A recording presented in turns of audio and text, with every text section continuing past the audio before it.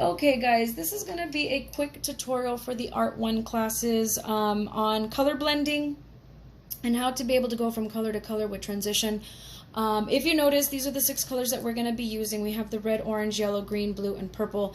As far as if you want to use light green and light blue, which like I have here, or dark green and dark blue because that's all you have available in your packs, that is fine. My pack did come, because it was one of the larger packs, it did come with these varieties, which I'm going to use just for one because it is a little bit easier to color blend, and also because if you notice that the blue tends to be too similar to the violet, so we're going to go ahead and use the light tone. Okay, so first off, the thing I do need to talk about is just the color wheel and how you can reference it if you don't know what the color wheel is. A lot of elementary teachers, when they start to teach this, and it is a good idea and a good reference, is to remember back to when they taught you guys the order of a rainbow. The actual colors follow that particular order, because what I say right now for the color wheel, will pretty much basically make sense to you guys after I explain it. Okay, so we have what's called the primary colors, and that is red, yellow, and blue. These are our first colors. If we do not have these colors, we cannot make any more of them when it comes to paint. So why they're the first colors? Because when you take these colors, and I'm just going to put them right here off to the side so that way you guys will always have reference to the color wheel here. So we have the red, and then we have yellow, so we're just going to make a triangle right now, and then blue. Because when you take two colors and you mix them with paints, then you should make what's called a secondary color. So those are our second colors. So when we mix red and blue, that makes purple.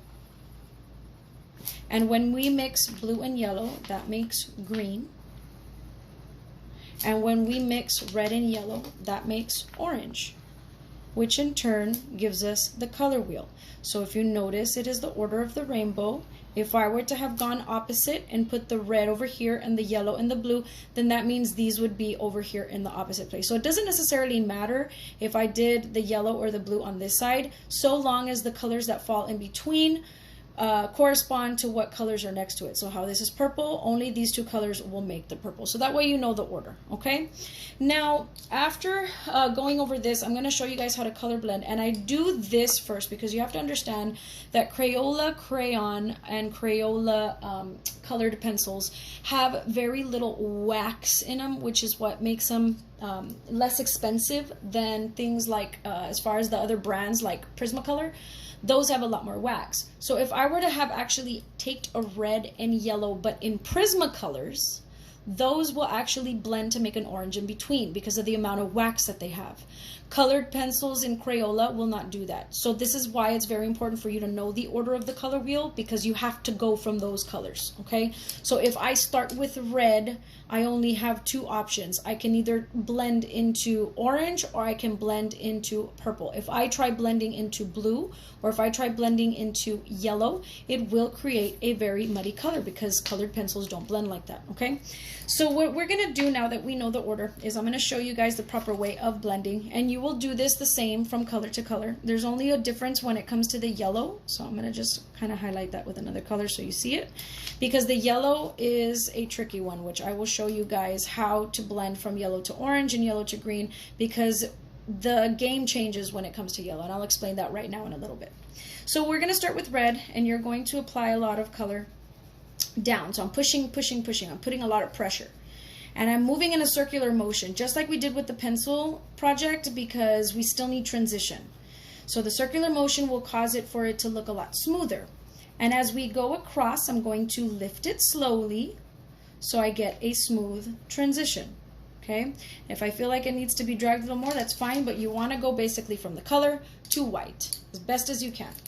And then on the opposite side, and I'm going to go ahead and also draw a little arrow so you understand the direction that I was going. From here to about right here is where we stopped. So now I'm going to start with the orange, and I'm going to go ahead and do this. And I'm going to push very, very hard. And right when I get to the area where I stopped with the red, I start picking up the pressure slowly. Circular motion, and I'm going to get lighter. So I'm pushing less and less and less and getting lighter and lighter and lighter all the way till I get to my red. okay? After I do that, I'm going to go again and I'm going to do another layer. So I'm going layers upon layers. We're going to go ahead and try, so that way we make sure that this looks as good as it can. We're going to give it a total of 3 layers. So I already went with it once. This is twice. And then I do it one more time with the red to get my 3rd time. And one more time with my orange to get the 3rd time. And that will give you a smooth blend for the red to the orange. Now, if we're going to be continuing, let's say we're going to continue this line over here. I only drew these lines so you understand that we're going back and forth and in a total of 3 times, okay? Don't do it less than that, because then it's not going to look as smooth, and you want to make sure that you do it slowly through layers so that way you get a good blend. Now, if I were to continue this, and let's say I wanted to go from orange to yellow, then what I'm going to do is I'm going to apply my pressure. And here's the trick, because let's just say that I'm just drawing and I'm practicing, because this is what you guys should be doing right now. And I'm practicing getting it as smooth as possible, and I'm getting lighter and lighter and lighter. The problem with this part is that you have to really take your time and make sure that the transition is as smooth as possible when it comes to orange and when it comes to green. I told you guys that yellow is a different approach when we're going to do this, and the reason for it is because yellow seals. So if I don't take my time to make sure that this transitions as smooth as it can before I place the yellow on top, what will happen is that you are going to see all the little imperfections and everywhere that wasn't a good and smooth transition. So now that I have this, and if you can see, I'm going to white, so I'm picking it up as light as I can. And then I'll take my yellow and I will apply the yellow as hard as you can. That's the good thing about yellow, is that if you slow down on this one, by the time you get to yellow, there's no transition. It's just pushing hard as I can, all the way through. So I'm pushing as hard as I can. There's no transition on this. I don't have to lift the pressure. I just want to make sure I seal it, because yellow seals. So that's the most important thing to know about yellow. If I were to continue this and go to the green, it's not a good idea to go from the yellow to the green, but from the green to yellow, to make sure that that transition is good before you apply the yellow on top. So what I'm going to do in this case, if I know I'm going to continue this, if I was just going to go somewhere else, well, then I would just start with the green. But if I wanted to continue this, what I should do is kind of say, well, what's the distance between the yellow and the orange? So I go here, so it's somewhere about right here. So this is a good spot for me to start with the transition with the green. And I'm going to first make sure that my green is as smooth as possible before I put the yellow. So I'm just going to come over here and I am going to lift and lift and lift and get lighter and lighter, and I'm pushing less and I'm picking up the pressure, and I'm making sure that this transition is as smooth as possible to white first before I put the yellow on top. So I'm just going back and forth. This is where you'll take the time. The yellow, there's no time because you're just pushing hard all the way.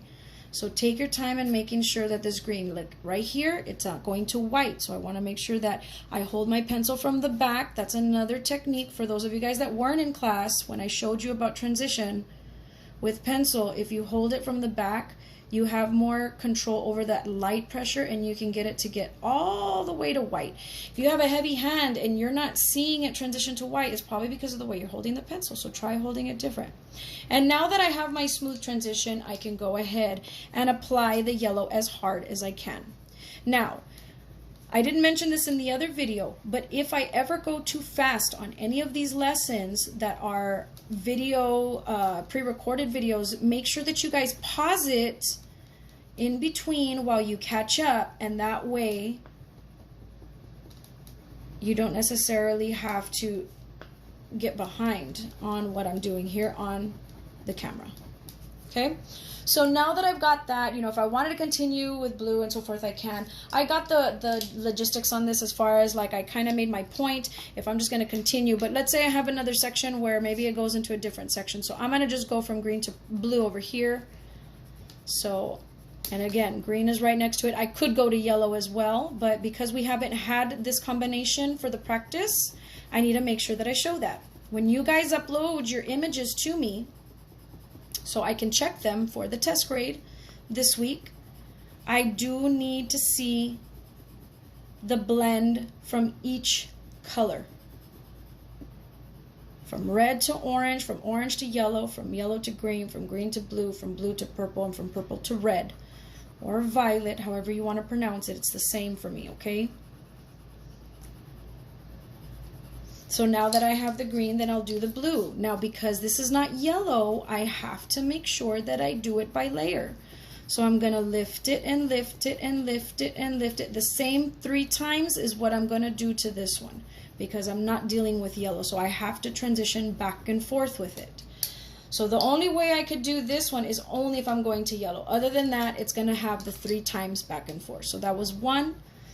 This is going to be 2.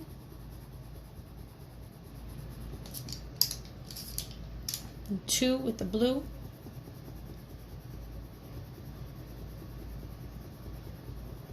And then one more time to make the 3.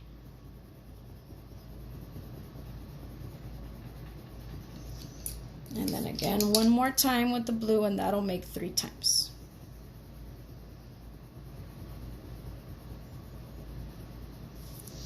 And so that's that color. The last, I believe, let's see, we're going from blue to purple, and then from purple to red would be the last one. So usually the blue to purple is not too hard, so I'm just going to do another band over here just because I don't want to keep going with it. You can if you choose. If you want to keep going and just go behind this one to start practicing that, that's fine.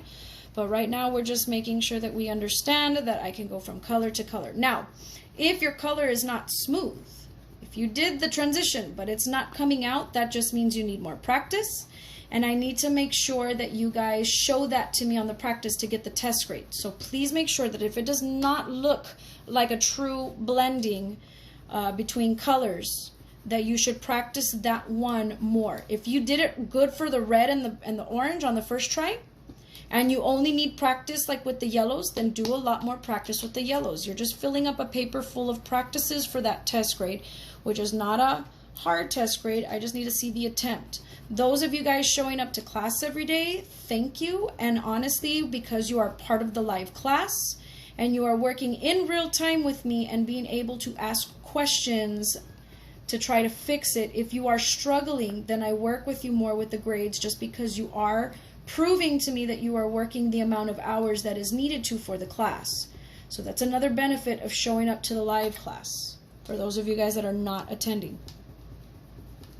You're pretty much ensuring yourself a passing grade if you're showing up. Not that you can't pass if you're doing the work on the side and at least doing the writing assignments for me on Google Classroom, but you know, if you're not necessarily doing what you're supposed to be doing, guys, then it's kind of hard for me to justify giving you the grade if it's not being turned in properly. So just show up to class and then you have nothing to worry about.